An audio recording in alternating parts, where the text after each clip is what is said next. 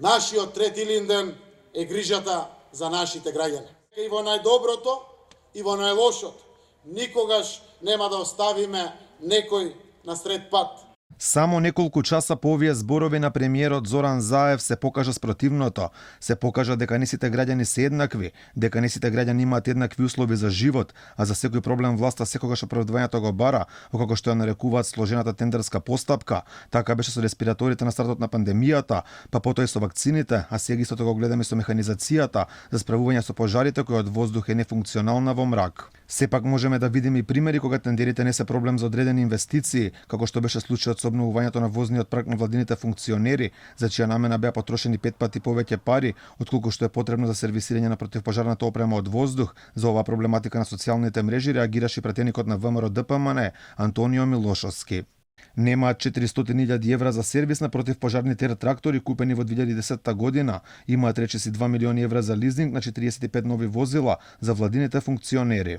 За власта не беше проблем ниту скандалозниот тендер за набавка на противпожарното возило со специјална скала, вредно 1,7 милиони евра. Интересно за таа намена тендерот го доби фирма која претходно добила дури 126 државни тендери, за овој случај предмет отвори антикорупцијска. Ние постапуваме по се отворено и тој предмет ќе се работи како и сите предмети, меѓутоа е неблагодарно некој сам за себе да поднесува пријава со сомнежи за корупција. Значи, малку е не соодветствува со одредбите во нашиот закон.